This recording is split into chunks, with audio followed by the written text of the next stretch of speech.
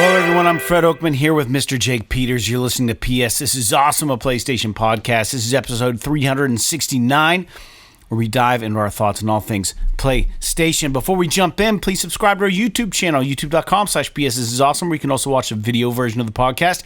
You can also check out our trophy list on the PSN. I'm Mankerless_81, and Jake is JakeSaw01.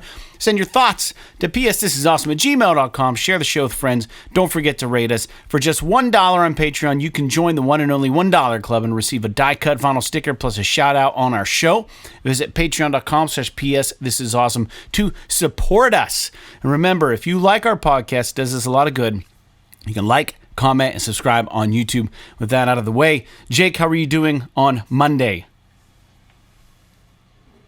I mean, it's nice that it's sunny out.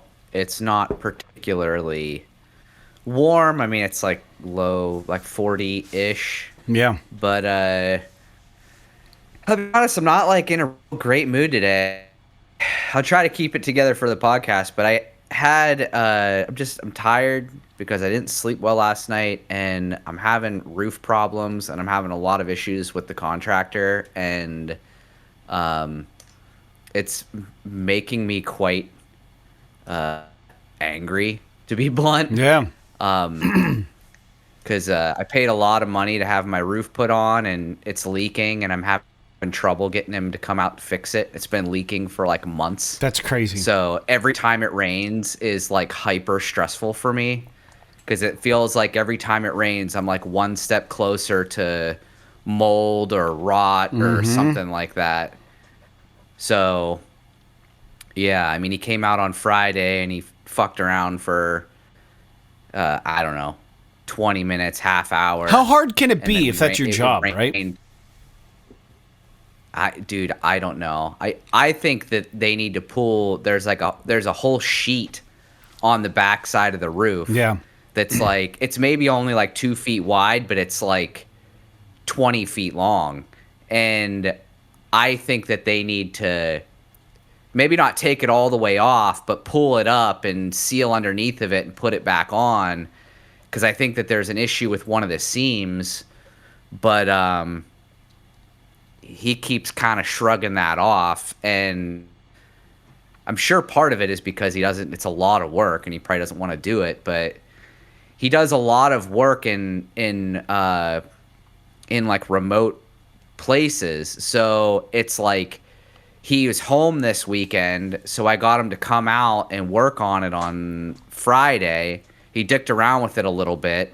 We got a bunch of rain on Saturday, and immediately as soon as it started raining, I looked at it and it was leaking still, because I have where it's leaking, I can see it from inside of the house. It's like, thankfully it's in a closet and there's no like drywall or whatever. I have it exposed, so it's not, getting into any insulation or anything like that. Mm-hmm. And so I immediately got a hold of him and was like, hey, it's still leaking.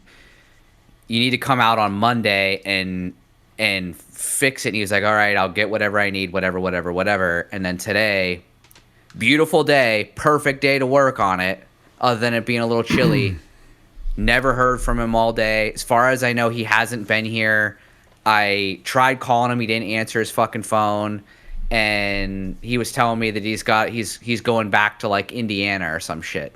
So it's like, I don't know. And it's like one of those things where I was talking to somebody at work about this earlier today. It was like, I'm almost at the point where I'm like half willing to just pay somebody else to fix it.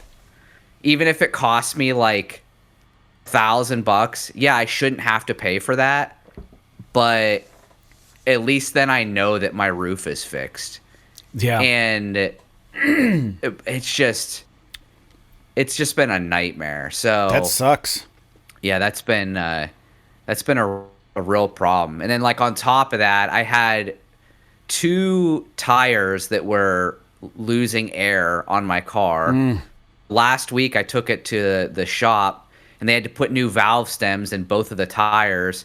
Well, one of the tires, they put a brand new valve stem in, got worse. It didn't get better. Like, it would literally go flat overnight. No one can fucking do their jobs anymore. Yeah, and so I had to go back in this morning, and they put a whole new valve stem in and cleaned the whole wheel out and all this shit. And as of right now, it seems like it's holding air. It's because I did that this morning. It's been holding air all day. And it's like, I get it. Like, they're like my shitty winter wheels. Like, I could just put my summer wheels on, but that's not the point. It's like, I fucking paid you people to fix it. Yeah. It should be fixed. Yeah. Now, to be fair to them, when I took it back in, they didn't charge me. They just went back in, they retooled it and fixed it or whatever and sent me on my way. But it's just like, I've just been so frustrated with, and it's kind of like when you were dealing, I guess a little bit like when you were dealing with your AC, where it's just like, getting the fucking, like, why can't they just fucking talk to you? Mm-hmm. Like this guy that's working on my roof, if he's just like, if he doesn't have time to fix it today, if he didn't have time to fix it today, like, I would be irritated. But at least if he got a hold of me and was like, hey, I've got this, and this. I'm on site somewhere else. Yeah, right. At least I would know. But he just fucking ghosts me.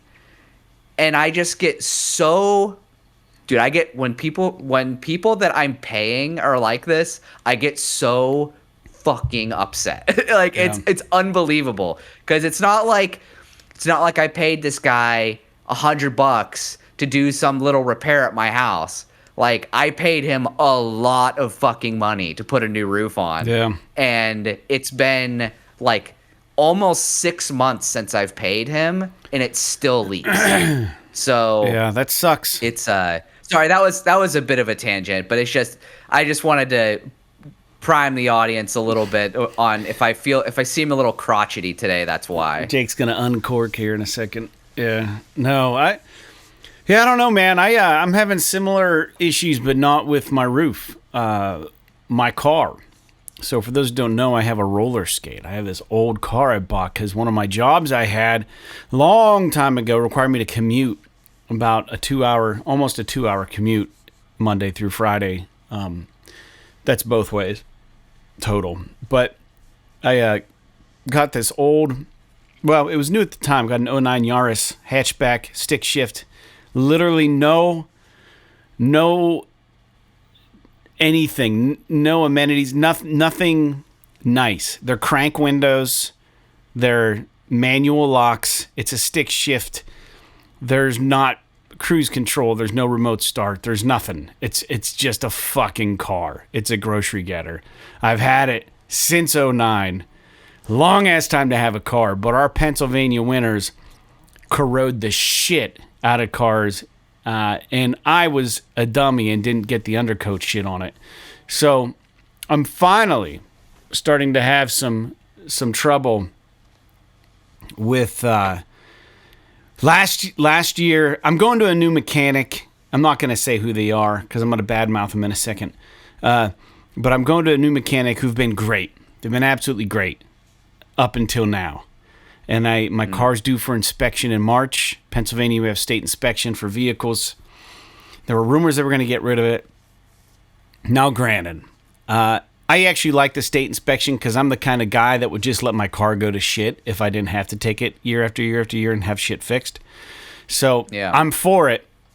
But some of the shit is ridiculous. So the rocker panels got patched last year. The guy put some tin on them or whatever. Welded them on there, fixed them up because you can't have holes like that in your rocker panels. And I had an exhaust system go recently and a ball joint that needed replaced. I sung praises about this place previously. I take it in for inspection. It's got to be state inspected by the end of the month, or I'm not actually legally allowed to drive my car anymore. So I prefaced it with, I know the ABS brake light is on, and the emergency brake light will light up simultaneously every once in a while in my car. From my research on Toyota Yaris's, this is some sort of ABS sensor that needs replaced. Identifying which one, because I guess all the wheels have some sort of weird sensor on them, and it's not a speed sensor. Mm-hmm. It's throwing this specific Toyota code, And that's not a deal breaker for inspection. I can still have that issue. The issue is when those lights kick on, my brakes turn into ABS kicks in. So like the computer just decides when I'm going to get the when I'm trying to stop or just the regular brake. And it's fucking annoying, but the brakes work regardless. And as long as the lights are up and I know it's going to happen, I can drive accordingly. Maybe not the safest thing, but I don't have a ton of money. And as the world knows, cars are not fucking going cheap right now.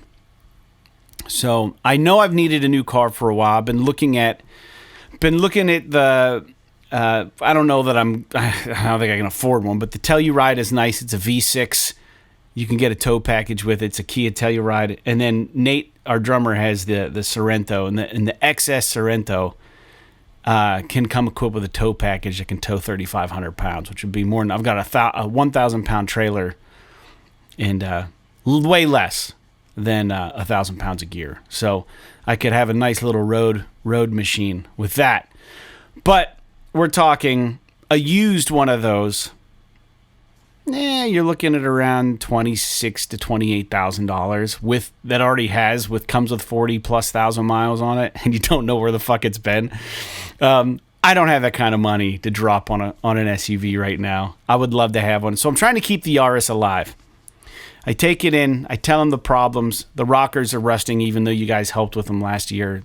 It's a fucking cancer when rust gets in your car. That's how it works. It just slowly eats the fucking shit away, and then eventually it gets to the bones. And that's where it's at now. So they say that the rear subframe is just corroded through. And they're like, we can't pass this. And I'm like, well, what's it going to take to fix it?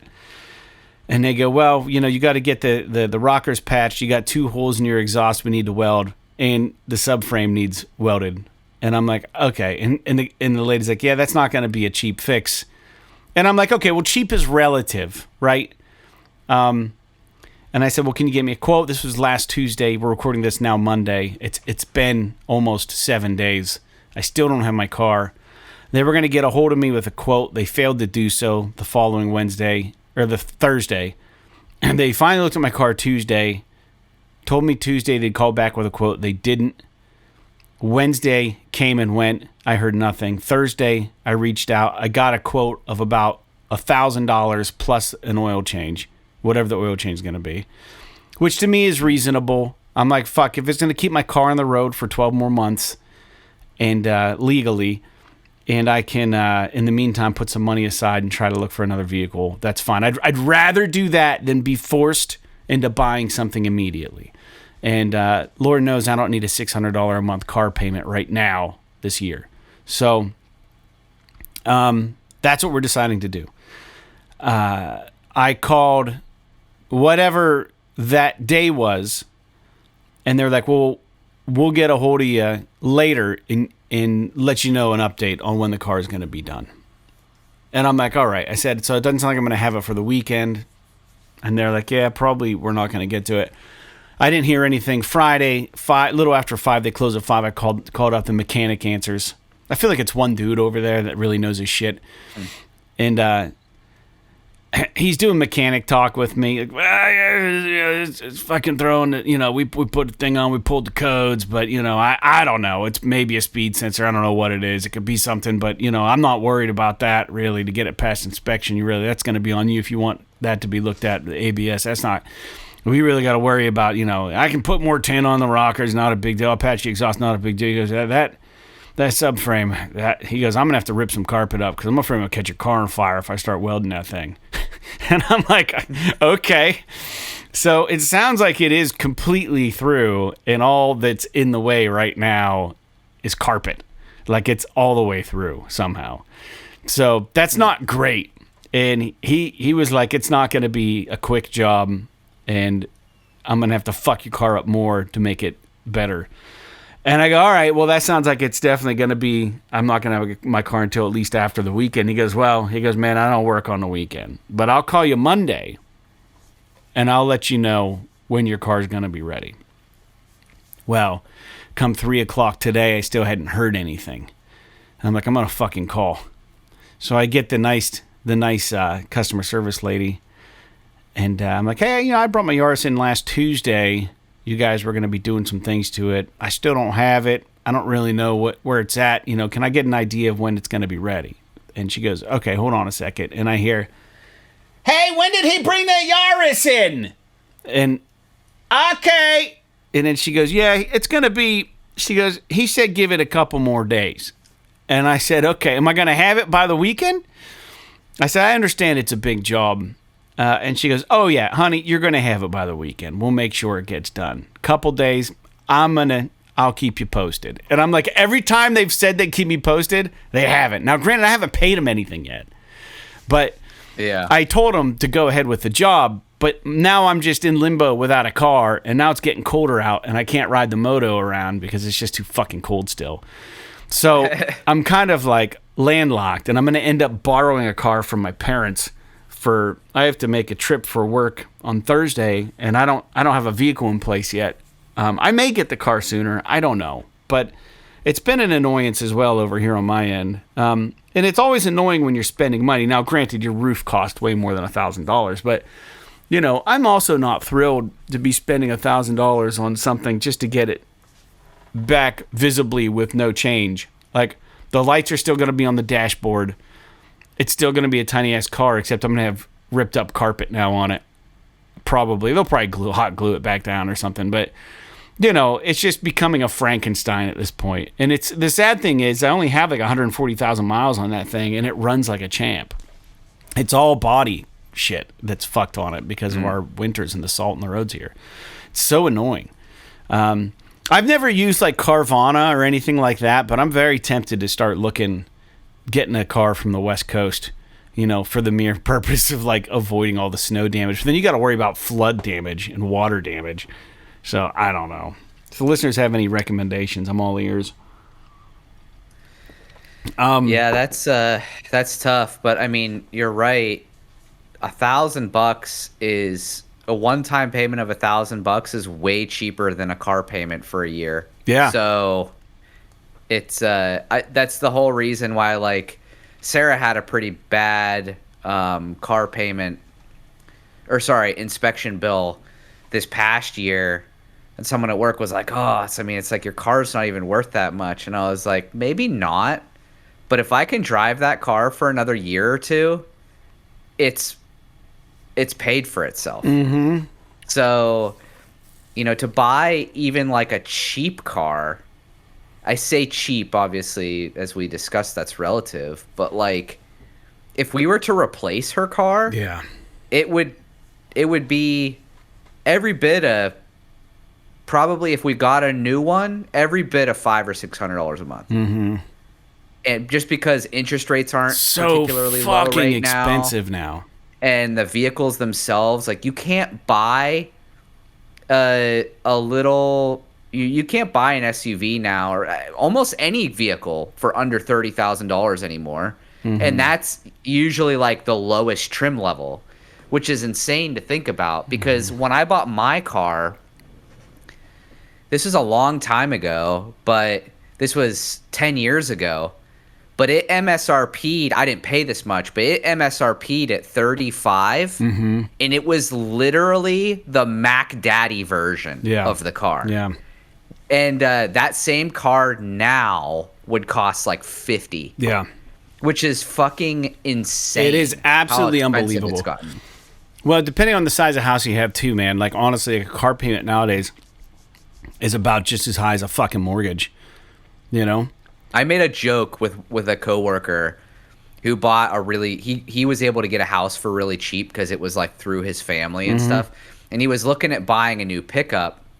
And I was teasing him. I was like, dude, you can't have a car payment that's more than your mortgage. And so I always would bust his balls about it. And that was a few years ago. And now it's like, dude, you can't find a car. Like if you want to buy a pickup, you're spending minimum $50,000. Yeah. Which is like a $650, $700 a month car payment. Which is crazy. That's a mortgage. Yeah. Yeah. And I don't know, man. I mean, we don't have to dwell on this it's just so frustrating. And like the bottom line is like it just didn't used to be this difficult. and without even being political, I think it's a very obvious and truthful statement that the demarcation line between the have and have-nots is just getting ridiculous. You know what I mean? Like, it's just like... Yeah, it's freaking stupid. It's getting out of control. Like, the middle class is just disappearing, man. Hanging on by my fucking teeth. Just trying so hard. Anyways, that happened. Not a whole lot else going on my end, really. Anything very cool. I'd like to jump into the new Daredevil series that's airing, but I haven't jumped into that. I haven't watched any movies or anything worth reporting back on this past week, but I did start playing some games. So that's what you're here for, and that's what we're here to talk about. So let's get into some games that we're playing every episode. Jake and I talk about video games that we're playing. Specifically PlayStation, and for those of you who've been with me on my Astro Bot incursion, I've been in and out of this game multiple times, being distracted by other games, and there are 301 Astro Bots on the base game. I'm not sure where the original bots end and the new bots begin with all the DLC they've put out, but I'm calling this game done. I've played all the fucking levels. I haven't done all the speed runs and stuff. And I'm not even sure where the bonus shit is at this point. They haven't done a great job in indicating when you've beaten the fucking game now, because all the DLC just intermingles and plays with all the other shit. So I have no clue. But I have 307 bots. So I've exceeded the point that I was supposed to get to. Now, whether or not I've actually beaten the base game or not, I'm not even sure at this point. I've gotten through all the levels. I've gotten to the very last level. I beat that. I popped all the yellow flags. I didn't platinum it because there's just so many things left to do. And when you guys said you got your platinums, I was like, oh, okay, so they beat the game and they completed all the levels. Well, there's so much more than just completing the levels that gives you the platinum in this game. It's weird. At least that's my interpretation. But anyways, I beat Astro Bot. I'm not gonna platinum it. I'm over it at this point. Like, I really dumped a lot of time into this game recently. But what I did do, which may surprise the listeners and you, Jake, but I'm sure you're looking at the notes. But I started up what I thought was gonna be a quick card game like Gwent or something on the PlayStation Extra. It was a free game, and I knew I had heard some things about it. What's the one card game that's kind of like a roguelike that we were playing a bit for a while that was made free to us? It wasn't this game. It was another one. There was another one talking about Slay the Spire? Yeah. So I really enjoyed Slay the Spire, so then I was like, well, I'm going to give this fucking game Inscryption a fucking try. And it's free for PS Plus Extra users, and holy crap, man, I have so much to say about this game. And 24 hours in, I finally beat it, and it is a ride. This game is awesome. It's so freaking good. Like, I can't even begin to explain how incredible this game is. I didn't expect it to do what it did. We all know that there's games like Doki Doki Literature Club that like start off seemingly just face value. It's just like a fun dating game or whatever, and then it spirals, right? I had no idea that this game was going to do what it did, and as I'm playing it, I love the game. I love the card game. But there's games within the game that just consistently blew my top, man. Like the game is a card game called Inscryption, but within the game you have the I don't even know where to begin. It's so convoluted. It's a simple card game that requires sacrifices. It feels kind of like dark occult in a way. So like you get a hand, and it's kind of like this. It's this 3D graphic, but it's not like cel shaded at all. It looks like it's kind of like pixely, but it's not. And essentially the game starts off and you're sitting in front of a table and you have like 4 cards, and then this dialogue appears on the top, and it's just like, oh, have you not played Inscryption before? Have you not played this game before? Let me show you the rules. And then you have cards, and they're all animal related, and you have like a squirrel, and you have like maybe like a thing called a Stoat. I don't even know what a Stoat is. I need to still look up what a Stoat is. Stroat. But it looks like this fox thing, and it might be a Canadian animal because I think the developer's Canadian. Are you sure it's not Stoat? Yeah, it is a Stoat. It is a Stoat, yes. Okay, that's like a ferret. It's like a ferret kind of creature. Dude, I had no idea what a Stoat was. I never heard of a Stoat. So you have a Stoat, and then you look at the card, and the Stoat's like, and it, like where it says its name, it says Stoat. But then, like, it clears off as you're looking at it, and the Stoat's mouth starts fucking moving, and it's like, not this again, you know? And it's like you're holding this card that it's sentient, like it knows, like it's a card. And then this person that's talking to you is actually sitting across the table from you in the dark, and there's candles lit coming out of like a skull, and there's a couple candles to your right, and there's a scale, like a justice scale on your left, and then there's like a bottle. And then there's some scissors and there's some pliers. And he goes, play the squirrel card. And you look up and you see these eyes. That's all you see. These 2 eyes because he's covered in the darkness. He's like, play the squirrel card. And you play it. And then he says, the Stoat requires a blood sacrifice. Sacrifice the squirrel to play the Stoat. And you do. And then it's like, my turn. And then he lays down a card. And then he goes, this is the scale.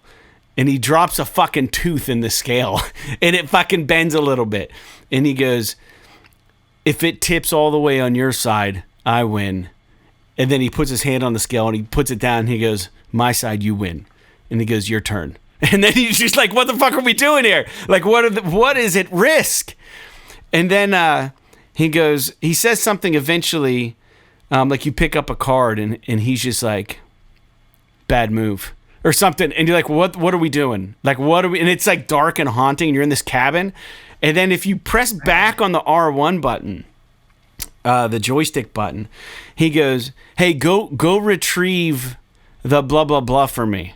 So you're playing, but then you click back, and now it's first person, and you can walk around this cabin, but you can't get out. And there's all these Resident Evil puzzles that require like keys and codes, and like there's a clock where the hands need to be put in a certain place, and then if you do it right, then something happens. And all this shit is like a meta game, and the goal is to get outside of the cabin. And this guy actually has you as a prisoner, right? But it's a roguelite also. So like you're playing, and then there's a mini map. So after you beat that hand of cards, you get to tell the little figure on the map that's folded out on the table which direction you want to go. And depending on what you land on, you either get a new card or you meet like the trapper. And if you have pelts from dead animals, you can sell them to him for better cards. And it turns into this really genius card game. And you have this opponent that is almost like the devil himself sitting across from you. And he's being completely fair. And it's wild because when you lose, the screen flashes, and all of a sudden you're like in like this closet, and you see this figure opening the door and looking at you, and he goes, "Oh, there's one more thing. We need to make a death card because you were killed, right? We need to make a death card after you." And he pulls up a camera and he says, "Say cheese." And he goes, "King," and the screen goes white. And then you get a screen now where it's like this weird looking silhouette that's supposed to be you. And you can use the cards you acquired in that hand randomly to build a death card that then gets added to your deck that you can use that makes you stronger. It's fucking genius. I don't want to spoil anything, but when you finally get... So as you play this guy, so you beat the first map... there's a final boss battle. It's a what are the guys that like pick for gold? They have like a pickaxe. Prospector? Yeah, it's a prospector. And your opponent then puts on like this wooden mask that has these fucked up teeth and things. And you read like this text. It's like you hear in the distance the clang of a pickaxe, blah blah blah blah blah blah blah, all this flavor text. And then you look up, and then he's got this wooden mask of this wily looking prospector. And the prospector is able to bend the rules a little bit. And you get 2 candles. If you had already died once, one of your candles gets blown out, and it's cool when you get 2 tries to get to them. When you die, the candle, it shows the candle, and you hear. And it blows out, and it's so thematic. You're like, fuck, I'm down to one candlelight. And now you're playing games where you're making blood sacrifices, and then the scale is being weighed by teeth. And then you get these extra things that can let you bend the rules a little bit, but you can only have 3 on the table at once. One is a bottle that has a squirrel on it. You can break it and get a free squirrel card, because you do 1 pickup every turn. You can pick up a squirrel card, or you can pick up out of your hand. So the squirrel card is a sacrifice, but it doesn't cause any damage, doesn't have any defense. And the way to get better cards is to sacrifice a squirrel. So you have a bottle, you can break it, get a squirrel, and still pick up a squirrel. So you can have 2 squirrels to play in one hand to get a better card out. Other things you can do, a pair of scissors, you can cut one of the opponent's cards. Or a pair of pliers where you can, I didn't know what it did at first. I grabbed the pliers and I literally pulled a tooth out and put it on his side of the scale. And the opponent's like, I didn't think you'd actually do that. But it's accepted. It's like, okay, you can do that.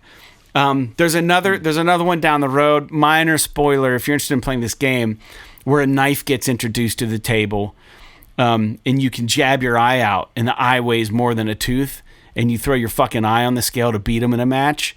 And he's like, yeah, I have a collection of those, he says. And like, it's just so fucking dark and gnarly and awesome. But I will say that you think you beat it, and then it's like a Doki Doki Literature Club, where it's just like, you thought that was the game of Inscryption. And then like more shit unfolds, and your mind's just like, and then you go to like a whole nother act, and then you beat that act, and then it happens again. And by the time you're fucking done with it, you don't even know what you just fucking played. And it's like, that is so creative and awesome. I went into this YouTube rabbit hole about this game, and it's so meta and wild. And it starts, essentially, I don't want to spoil much for the listeners, but I will say that Inscryption, the lore of Inscryption is this was a long-lost game that was a card game that some card trader on YouTube had found a couple on open packs and was like just talking about it and got really interested in it. And then opened a pack, and there was like coordinates on one of the packs, and he goes out in the woods and he goes to the coordinates and he fucking digs it up, and there's a floppy disk that says Inscryption on it. This is all part of the game. And he starts blogging about Inscryption and asking his followers, quote unquote followers, if they know anything about it and all this bullshit. And then you're just trying to fucking, who is that guy? And like, where am I? And like, what? This mystery, it's like unsolved mysteries. The YouTube rabbit hole, there are so many ciphers and cryptic things in this game, because there are screenshots and stuff where like the game will like reset and it shows like command prompt shit that players of the game Inscryption in real life have found this rabbit hole of clues and ciphers, drawing them out to forests in Canada where they're digging up floppy drives. And they're finding this fucking game in real life. So it's like meta. And it's just like, what the fuck? Like, is this real? And then they're getting on Reddit, and other people have found other discs. And then they're going on websites and they're putting in things, and then they're getting discs mailed to them. And it's like, dude, how fucking rad and confusing. And to break the ciphers have taken them so long. It's so confusing. But like, the game in of itself is awesome. But this is a whole fucking thing, man. I didn't know what I was getting into. I just thought it looked dope, and I thought it was going to be like that other game, Slay the Spire. But holy shit. If that first act wasn't as fun as it was, like the game itself, like the sacrificing things and playing the things, if it wasn't as solid and fun and competitive and enjoyable as it was, I probably would have just put it away. But I wanted to beat it because I was like, man, you get so close, and you want to get to all the different bosses. There's the prospector, there's an angler, and then you find some other people, and like every time you beat a boss, they give you another tool, like the knife and the scissors and like the fish hook and things, and you can use them against your opponent. It's so good, dude. Never thought that I would have ever played that game, and very, very pleased with that choice. Sometimes they're duds and sometimes they're rad. And 24 hours to beat the whole thing. If you got about 30 hours of time to kill, Inscryption is fucking dope. It's so good. I don't know what the ratings are in this game or not, but I went on for a while, and geez, it's so good. Like it's probably, I don't know, man. It's so good. I will say that I honestly preferred the first act over the other two acts. There's 3 acts in the game. The first act was so awesome that I was compelled to beat the thing by the time I got into it. But if anything, just get through the first act. It's so cool. Dude, it's so good. Have you ever played this game or tried it or anything? No, I've seen stuff about it, and I've heard that it's pretty interesting. And I've considered maybe picking it up in the past, but I've never done it, dude. So it's so gnarly. It sounds really crazy. I mean, card games, like digital card games, are pretty hit or miss with me. Yeah. Especially on the console. Like I could see maybe enjoying something like this on like a handheld or like on a phone or whatever.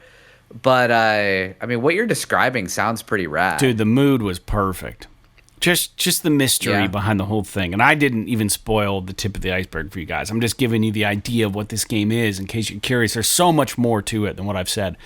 Surprises at every turn, cool fucking cards that come up that you wouldn't think would come up. Like, dude, it's wild. And then there's the story within the story within the story, and just the meta of it all.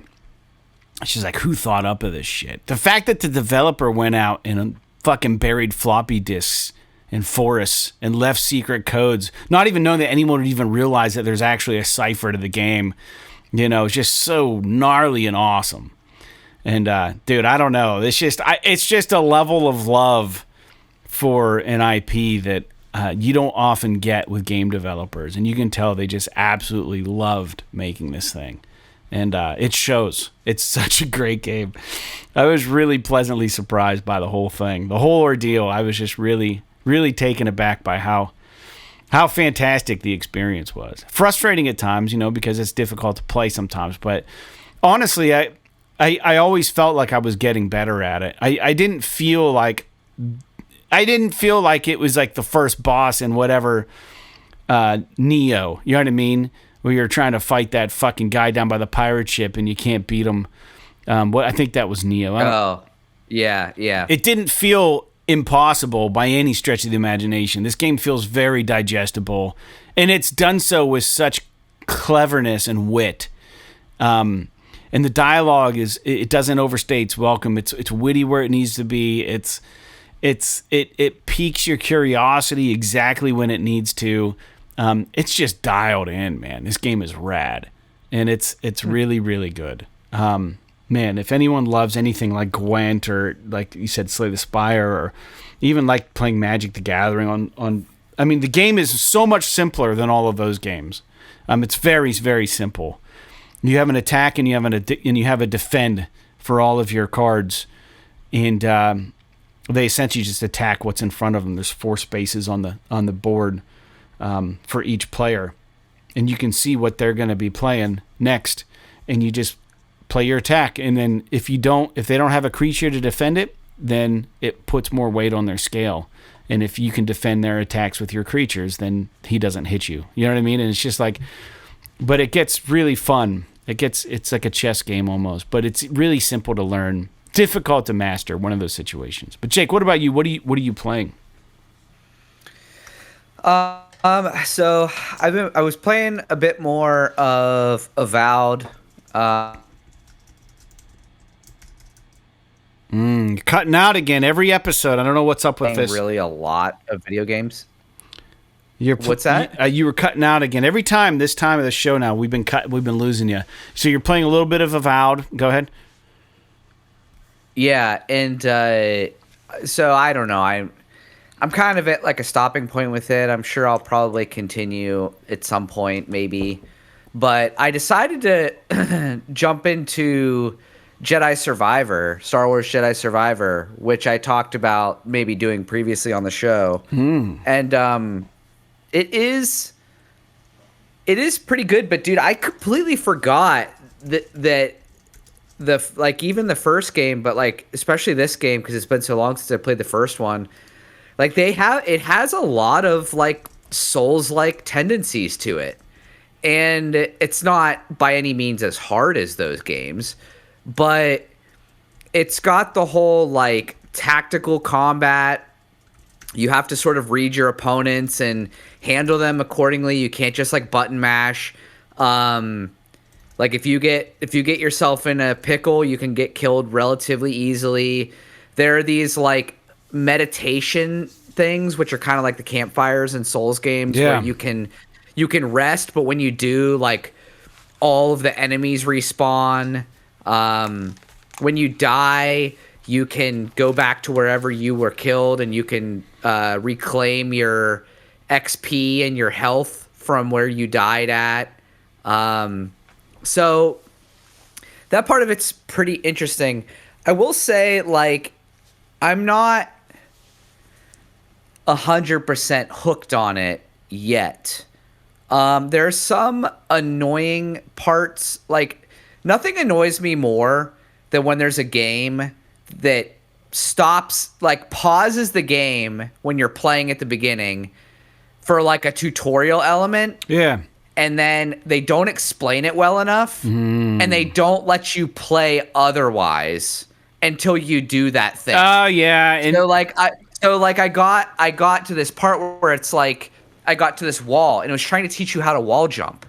But it's just like, run at the wall and jump. And I'm like, okay, but it's just a flat wall in front of me.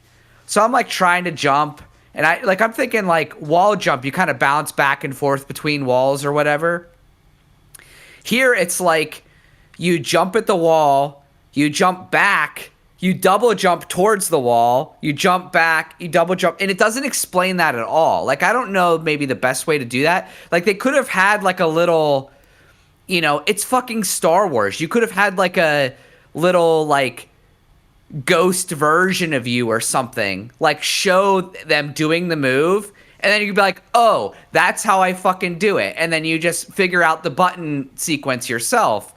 And then there was this, but what was more annoying was I got to this boss fight, and in that like 3/4 of the way through this boss fight, it introduces a new lightsaber mechanic.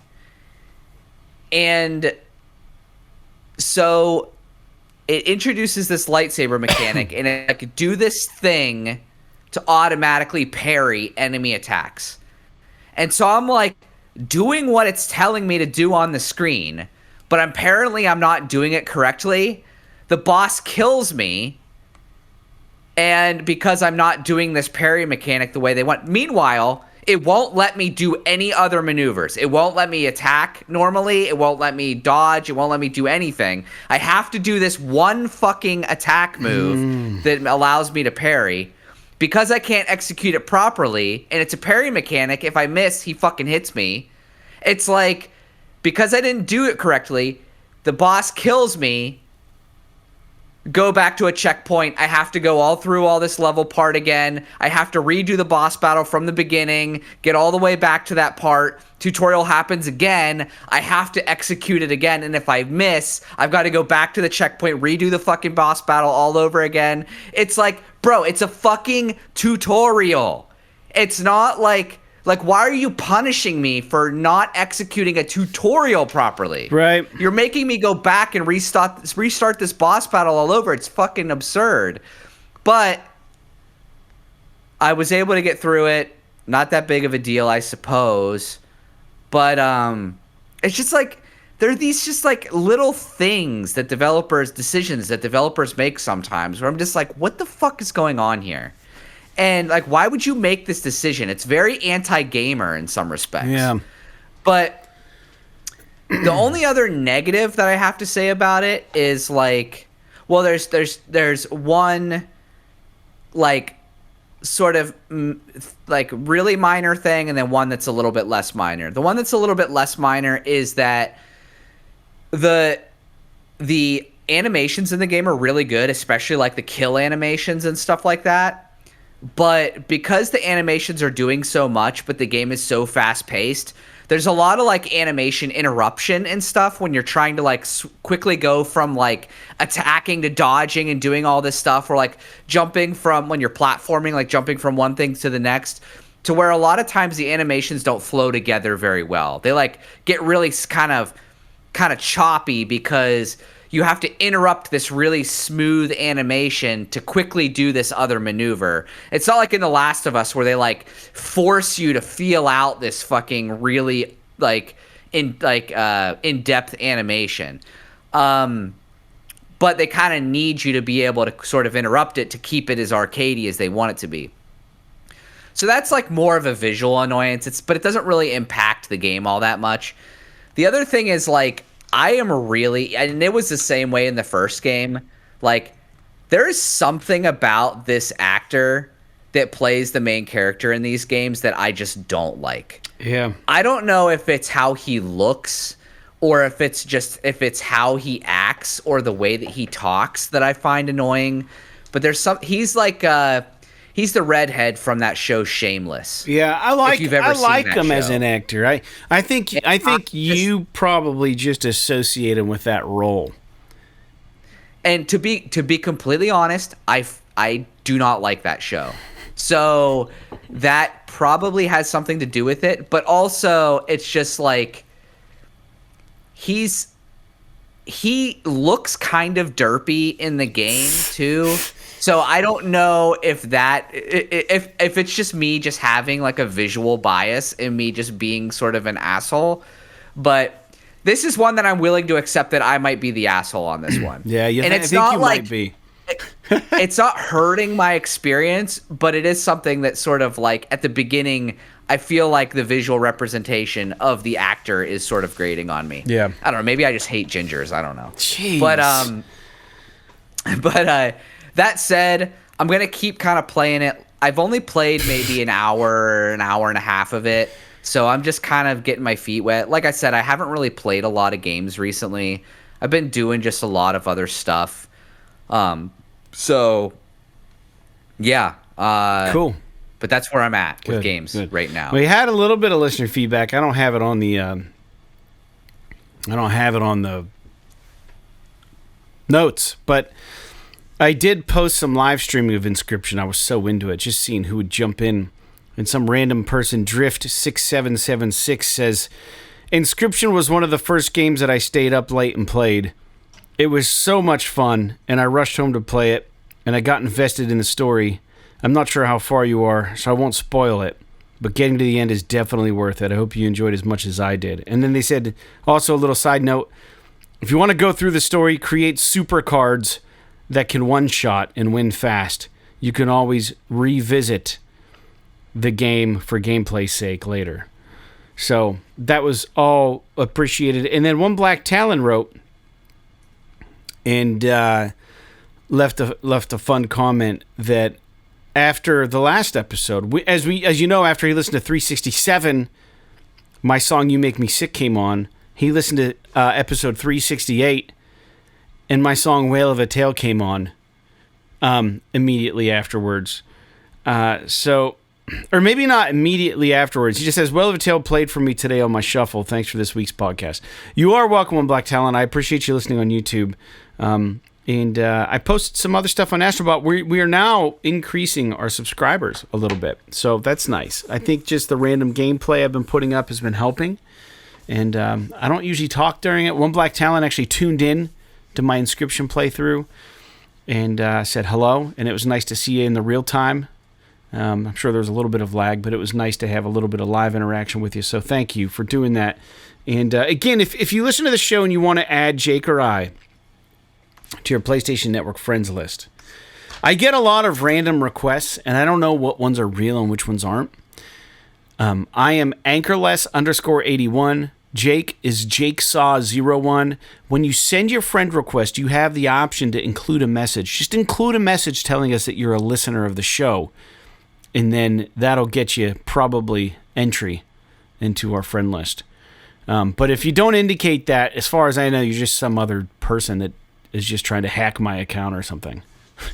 So I'm not going to trust you. I'm very, very untrusting on the internet these days. So let me know you listen to the show. I'll add you. If you've sent a request historically in the past and I haven't accepted it, it's because you didn't tell me. It's because you're a listener of the show, or else I would have. So go back, resend it. Let me know who you are, why you're asking for my friend request on there, and then we'll be buddies. Let's get into some news. This first news point is rather long. I just kind of typed out what I wanted to say, so I'm just going to read off the notes here, and we'll have a little discussion about this. So for listeners of the show, you know, Jake got me interested in the Metro series years ago. You know, I've played through all the Metro games, 2033, Last Light, Exodus, and now the VR2 title Awakening.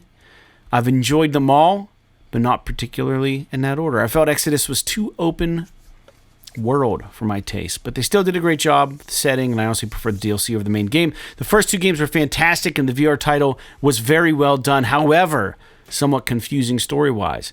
Of course, 4A Games have been the studio behind the first three original titles and have since shared a recent update to showcase the 15-year anniversary and celebration of the original Metro 2033 with the current Ukraine and Russian invasion. They post, quote, "As art became life for many of our developers in Ukraine, we drew from that lived experience to create an even darker story. Those themes already present in Metro becoming ever more apparent and important," end quote. They've consistently worked alongside the author Dmitry Glukovsky of the original books. 4A is a Ukrainian studio and state, quote, "Dmitry has always spoken out against the war in Ukraine from the start, a courageous decision for any Russian that has seen him sentenced to jail in absentia, and we're proud to have him as a friend and co-creator as well. As we tell this next and never more relevant chapter of Metro together," end quote. The new Metro game will be, quote unquote, ready when it's ready, and we can expect updates in 2025 on the unannounced title for the fifth title in the Metro series, as Awakening was canon to the story. So we are getting a fifth Metro game. I don't remember who did Awakening. Was it Deep Silver? Maybe.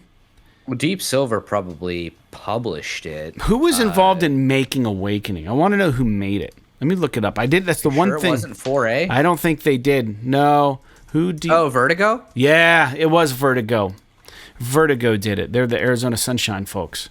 Yeah. They're pioneers in VR. So they made the Metro Awakening game, but they did so with the tutelage of Dmitry, the author of the Metro series, and it furthers the tale of I forget his name, but he's a character in all of the Metro games.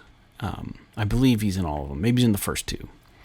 But I'm excited about a fifth Metro game. This is a series, Jake, you got me turned on to, as I said earlier, and I wasn't a huge fan of Exodus while I was really excited to play it and get my hands on it and get involved in it, and I did beat it. Like I said, the DLC was so much better than the original, than that game itself. The DLC content packs for Exodus were fantastic. They were more linear in nature. And I think that's what I want from a Metro game, a more linear game. So that being said, I don't think you've gotten through Exodus, and you definitely haven't played Awakening, but are you interested now with all that's going on in the Ukraine and Russia and how that may impact the next game? Are you interested at all in the fifth in the series? I am. I want them to go back to the original linear formula. My biggest problem with Exodus is, like, I'm playing a Metro game. Like, I don't want to be fucking roaming around, looking at a map, like these open world sections and stuff. Yeah, I want to just play the freaking game. I want you to, like, funnel me through these tailored experiences within the world of Metro. Yeah. don't get me wrong. I mean, I think like it looked pretty good and it was, kind of neat being out and about, but like after about maybe 5 hours of wandering around this hellscape, I was just like, if I'm going to play like this, I'd rather play freaking Fallout or something. Like I don't want this out of a Metro game. Right. Like I don't understand why everything has to be this huge open world experience. Like take me back to the 15-hour freaking linear first-person survival game like the first two were. Those were great. They were both awesome. Especially after they retooled the first game to include like the modern combat and stuff that they introduced with Last Light or whatever it was.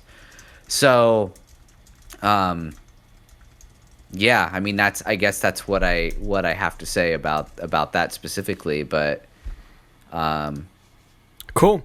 Yeah, I mean I am excited about it. I want to know more before I really put my dollar down. Yeah, I'm all in on it. I mean, whenever it comes out. I mean, they're trying to get the game developed, and I'd imagine it's really difficult with all the stress that they're having over there in the Ukraine and Russia. The whole conflict going on is definitely going to set back the normal development cycle for a game out over there, I'd imagine right now. And I think that they did ultimately uproot their studio at one point. And I also want to say that I think they had a developer fight and die over there.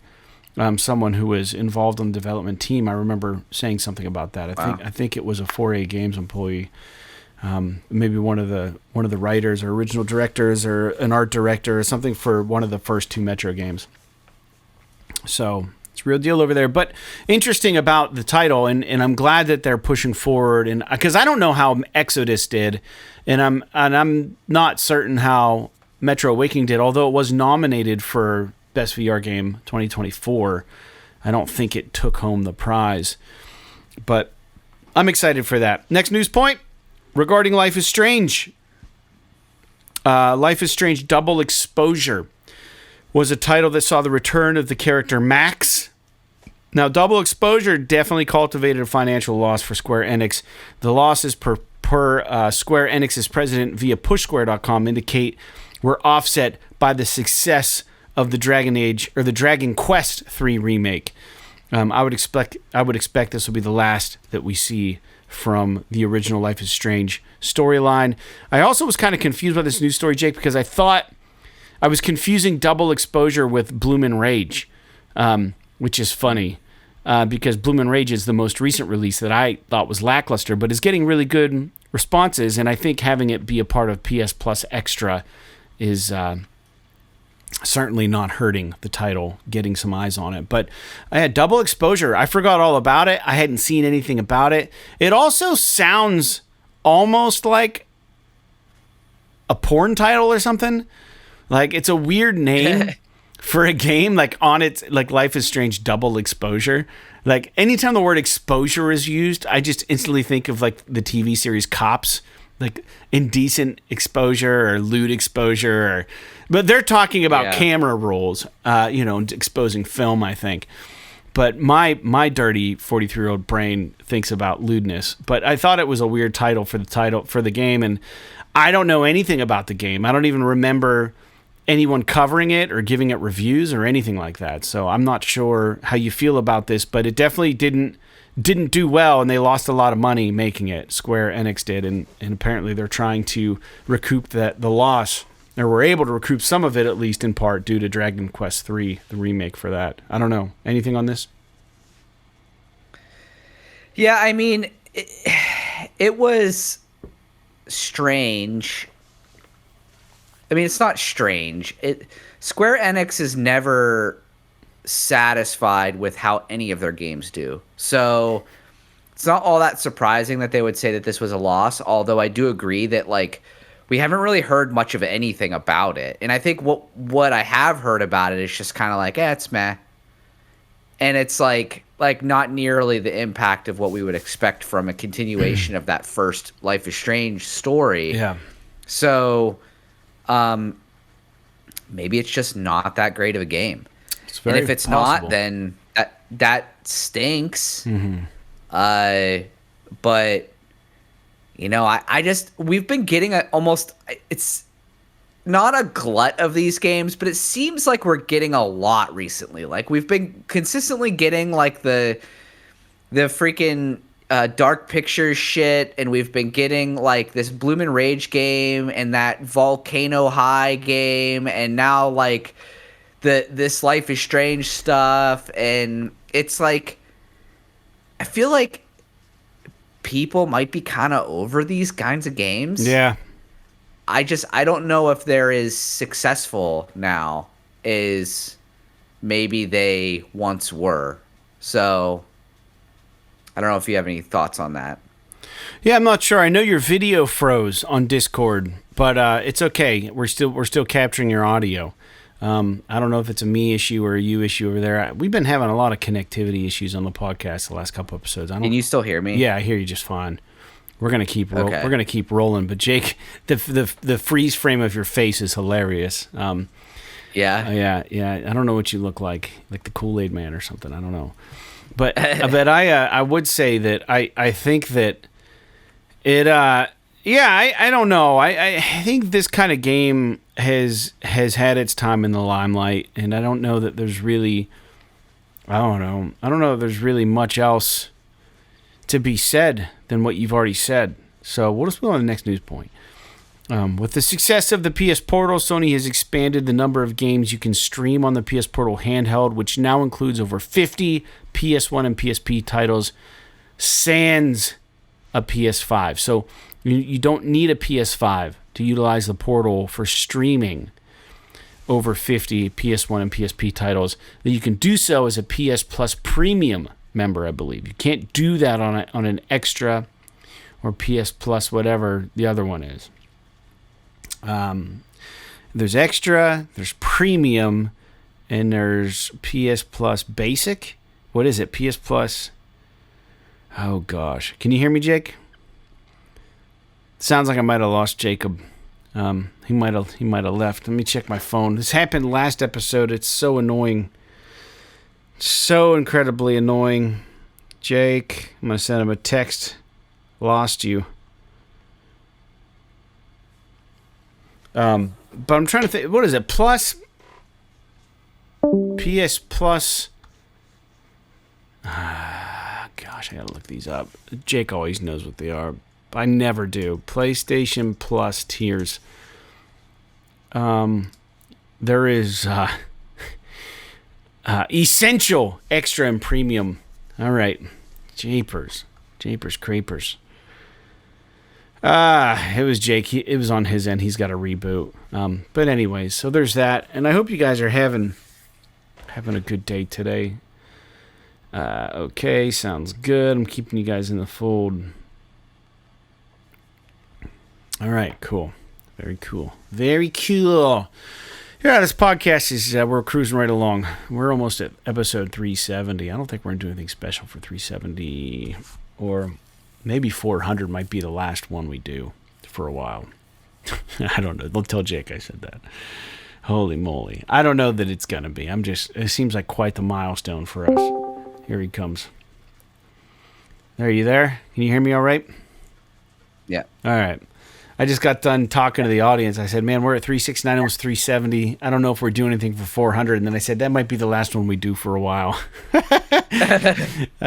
Yeah, I know. I don't know why. It's like there was a Windows update recently, and ever since that happened, now, like, if I go too long without rebooting my computer, it will just randomly fucking freeze. So I probably need to just start rebooting my computer before we do every podcast. That sucks, yeah. Just to kind of keep it. So I apologize. That's happened twice in a row. That's all right. But it happens. It is you get what you pay for. We argue about there's not, I guess it's not arguing, but me and a coworker of mine are constantly just lamenting how fucking much Windows, how much Microsoft has broken Windows in the past couple of years. Like it's if you know anything about operating systems and how they work and how they're supposed to work, and like, dude, there's like bugs all over it, and like it runs like shit, and you can't find anything, and everything looks like crap. Windows 11 specifically is a fucking dumpster fire. I'm on Windows 10 at home, but I think I'm just being affected by some of these updates and shit. It's because all this stuff is all just like, it's all being subcontracted. All the development is being done in India now. Like, everything is a freaking website.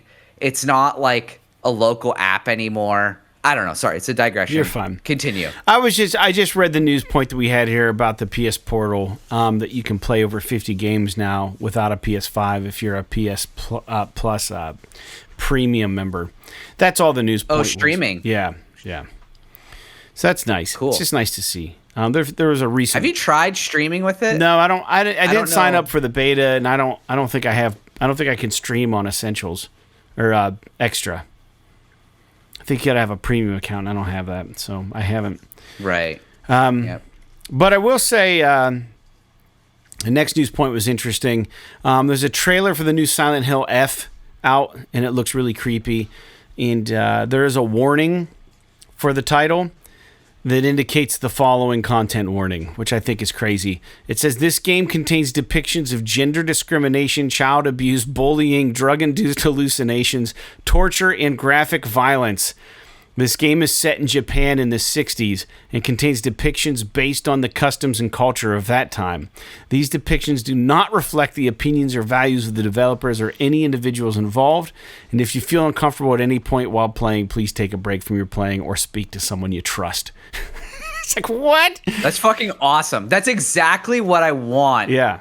In a game like this. Yeah, right. Not obviously not that I'm like, yeah, gender discrimination, but like, I think that it's okay for games to I mean, dude, look at The Last of Us Part 2. Yeah. That game made me fucking hate myself when I was playing it. And I'm not going to sit here and argue that that isn't one of the greatest games ever made. Yeah. From an art perspective, not only from a game perspective. And when you're talking about a horror game, now, if they do a really bad job at making this game, like, yeah, it could do more harm than good to the game. Mm-hmm. But if they fulfill their desires or their goals with the art of this game, it could be really powerful from like a horror game kind of perspective to have those elements. So I hope it doesn't take a lot of heat for this. And to be honest with you, it's kind of a bummer that they even have to have this disclaimer. Yeah. Because imagine how much more this game would impact you if you didn't have this disclaimer and you just stumbled across this shit in the game. Yeah, it'd be a little more shock value for sure. It's like Doki Doki Literature Club whenever you start that game up and it gives you this disclaimer about like there being fucked up shit in that game. And did you play that game at all? I played it, but I played a little bit at the beginning, but I never got to the part, like the oh wow part of the game. I thought I did. I thought I got to the oh wow part, and then I kind of just deleted it. But maybe there's more that even goes beyond that. I have no idea. Yeah, I don't know. Like I got to the first part where you're like writing poems, yeah, and I was just like, it's a bear. I'm gonna play something else. Like this is something I would enjoy playing on a handheld, like if I'm on a plane or in a car or something like that. Yeah. But it's not something that I'm going to sit at my console and play. I just don't find it. I don't want to play these types of games sitting on my couch in front of my big TV. I found myself just clicking through a lot of it. And then I just take me to the part that's crazy. But no, I like this. And it doesn't help that none of it is voice acted either. So you have to read everything, which isn't a bad thing, but it definitely detracts from the experience a little bit. Yeah, I agree. Well, I like these little warnings, and I think that this could go both ways. It could serve as like a warning. It could go three ways. Serve as a warning. Could also be a deterrent for people to play it. Or it could be perceived as an absolute interesting way to advertise how crazy this game might be, to make people want to play it. So it depends on the person reading it, right? And I would love to see like a disclaimer for like a game like GTA or something, like just like, yeah, this game includes headshots, extreme vulgar shit, breaking the law, You know, it just spell it all out for us. Beating up prostitutes, like kicking innocent people in the face, robbing banks, you know, going to strip clubs, you know, getting BJs in an alley. Like, you know what I mean? Like, it would be hilarious if they just straight up put all of the potential crass things that could be offensive in a game. I mean, but at what point does this warning here set a precedent for other studios to follow suit? And at what point should we just really just be like, well, you're not setting a precedent by doing this. Like, the expectation shouldn't be this detailed of a disclaimer. I think what they're doing is twofold. They're covering their ass, but they're also saying we made the game we wanted to make. So play it or don't. Literally, all they should have to say is, look, this game has some really fucked up shit in it. Yeah. If you can't handle it, or whatever, stop playing, seek help, whatever. They shouldn't have to, because there was some, like I brought up Doki Doki Literature Club before, there was some shit that people complained about with that, where it's like, you kind of ruin sort of the twist of the game by putting this fucking disclaimer in here. You're right. And it's like, you know, so like I mentioned before, it's like, yeah, I totally understand some people have life experience that would cause them to be, like, really disturbed by this type of stuff, and maybe cause some mental distress. And I 100% think it's okay to warn people that there's fucked up shit in the game, but they shouldn't have to, like, literally write a dissertation on all the shitty stuff that happens in the game. The third chapter, to everybody. Yeah, 2 minutes in. It should literally be like. It should be like, there's fucked up shit in this game. If you want to know what it is, click here. And then you click here, and it's like, it's, you know, gender discrimination, sexual abuse, fucking amputations. Whatever, yeah, right. Yeah, slavery, whatever it is. And so, but it shouldn't be, I get it. It's all legal. It's all butt saving and all this kind of crap. But it's just like, bro, it's like you put it in front of me, and now like I just know to expect this stuff. Yeah. And maybe I would have had much better experience with this game if I was shocked by those things. They go the main protagonist dies, chapter 6. You're going to be upset about it, but just this is what we wanted to do, so just so you know it's going to happen. It's like movie trailers nowadays. You watch a movie trailer for a movie, they're like 4 minutes long, and you know it's like the Cliff Notes. You don't even have to watch the movie. You've seen the whole movie. Yeah. It's like ridiculous. I'd rather go in not knowing shit. But anyway, I thought it was interesting. We got 3 more news points. There's been a new announcement indicating there will be a Power Wash Simulator 2. Will we get VR support for this title? They teased the possibility of that for the first title, but recently announced it wasn't going to happen. I did play Power Wash Simulator a little bit. I enjoyed it. I didn't love it. It did scratch an itch for a little bit, but I do think that if Power Simulator 2 goes VR, that would be kind of a really enjoyable game. It's just at what point does it actually feel like you're doing work? I might as well just grab the pressure washer and go do it in real life. You know what I mean? I don't know. But anyways, it's cool they're making the second one. I know the first one was really popular. I mean, people like these simulator games. It's like kind of zen sort of games. Like Farming Simulator. People love that shit. It's like, it's huge.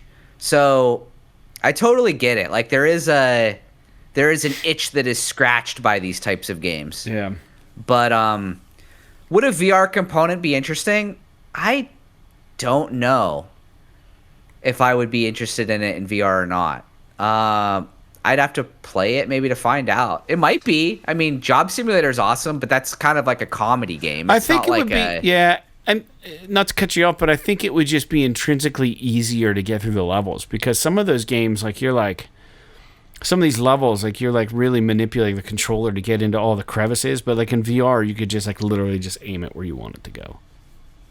Yeah, I mean, that would be kind of neat. It might make it a little bit easier too. Yeah. Something like Farming Simulator, now that I say that, would be awesome in VR. Like getting in the walking tractors around and driving them around and like, yeah, like that would be actually pretty Mechanic rad. Simulator. But, yeah, I don't know. But yeah, I mean, it would be neat to see it. Dude, I'm always going to support VR support for any title.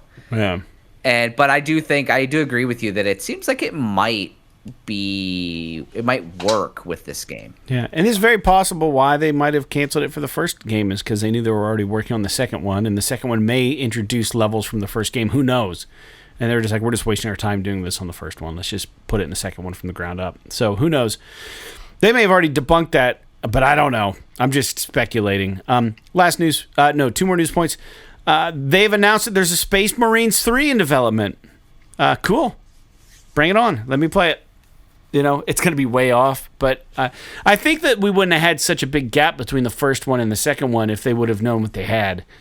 You know what I mean? Like, you and I were singing praises about this damn game for forever, and it took them, 10 years to make a second one, but I think they realized how well this one was received, so they're just like, well, why aren't we making a third? Let's do it. Yeah, I think I saw that they were saying that it was going to be like bigger and better than Space Marine 2. I was like, let's pump the brakes here. Yeah. Let's not get too ahead of ourselves. Space Marine 2 was perfect in almost every way, from like its length to the way its multiplayer worked. Like, it really brought back that PS3 era, like golden era of just 6-hour game or whatever experience, but like a reasonably bundled experience that didn't require your entire fucking life and weeks of your time to get through. Keep it like 10 12-hour campaign, 15 hours maybe, and then give it like a robust but complete multiplayer suite and just move on to the next one. You get a new one every few years. Like, hell yeah.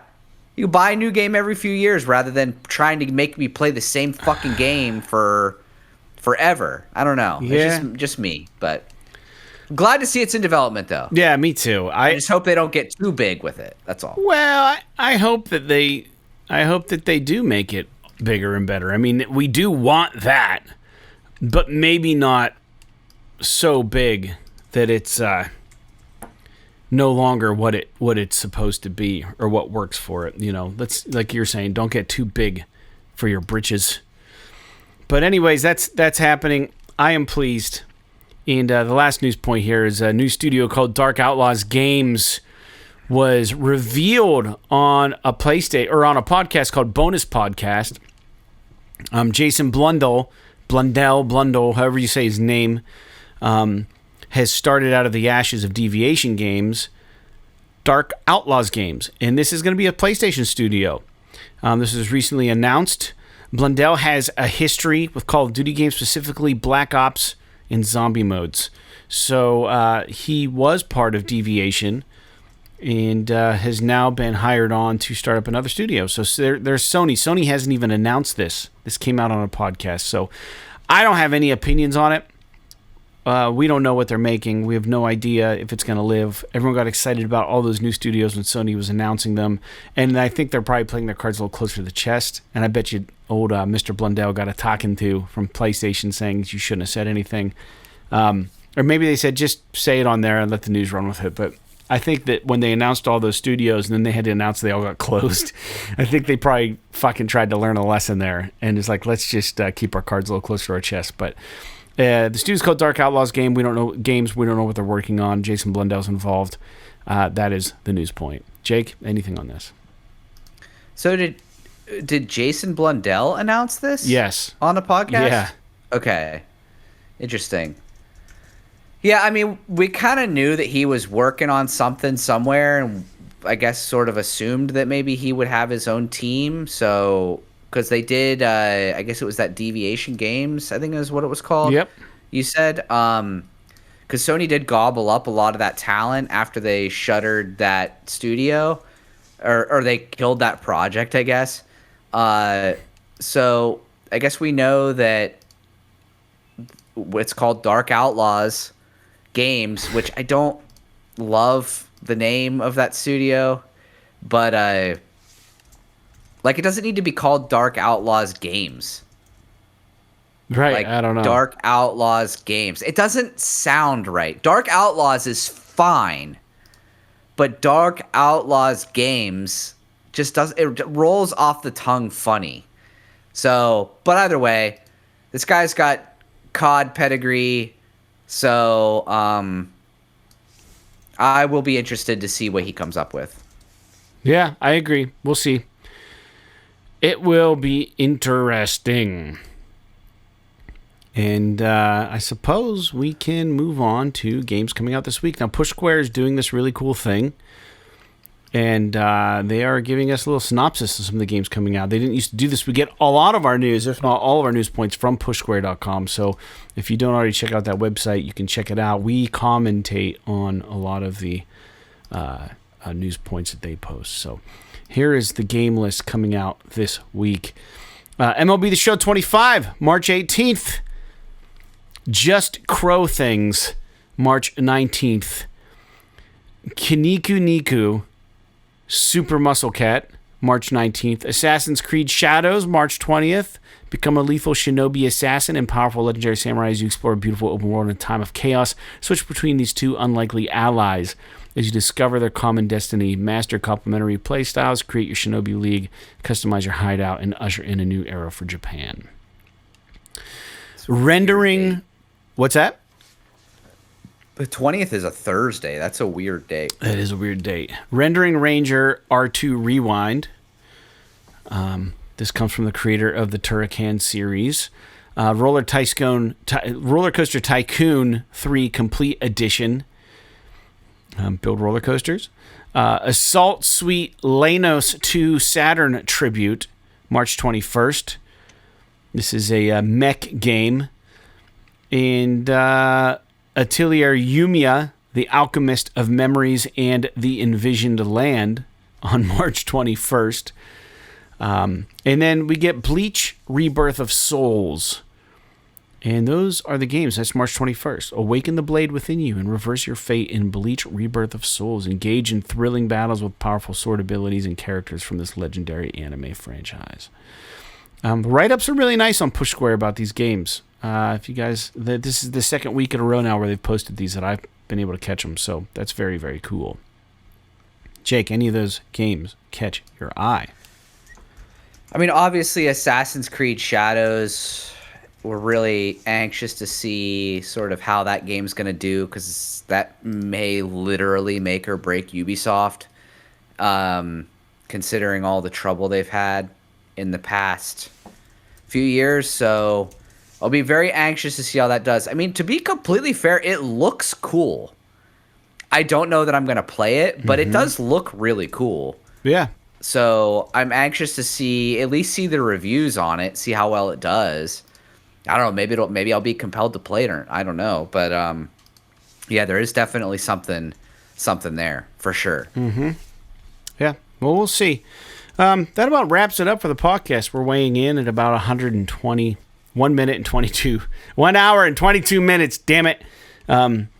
Geez, I can't speak. It's been a long day. It's almost 8 o'clock at night on a Monday. This podcast airs every Wednesday for everybody. And if you are a patron of the show, go to www.patreon.com/PS. This is awesome. Subscribe for $1 a month and get the podcast a day early, if not two. And your support, that $1 a month, is a quarter a week. And if you can't afford that, I'm sorry. I hope your life gets a little better. But we do appreciate the support out there from our patrons. And what I said about episode 300 or 400 is not necessarily accurate. I don't think Jake and I are going to quit anytime soon. We're going to keep the ball rolling. It was a joke. And yeah, I don't know. Thanks for jumping in. And maybe you'll catch me streaming some live shit this week. And then you'll get a little idea of what I'm going to talk about in the next episode. So again, our usernames, Anchorless_81 is myself, and JakeSaw01 is Jake. They are very clearly printed on our YouTube channel during the podcast under our pictures. So not only do you see our names, you see what we look like. And we just breed envy in all of you, because you wish you were as handsome as us. That being said, we're done for today. Jake, do you have anything closing you'd like to say to the listeners? I don't think so. I'm ready to just be done with the day, considering all the yeah, considering all the shit that I've dealt with. But yeah, pretty excited. Okay. Watching Sarah and I watching the newest season of Shoresy, so I'm excited to finish that up today. Yeah, I don't know. Keep Cool. on rolling. Yeah, no, that makes sense, man. Very good. All right, well, we will call it a day then. So thanks for tuning in, and you guys have a great week. Enjoy your life out there. Get some gaming in, get some sun in, get some family time in. We'll be back next Wednesday or Monday night, Tuesday, if you're a patron of the show. Like Zen Pinball, Xenoclash 2, and Zoop. Zoop-a-doop. P.S. This is awesome. This is awesome.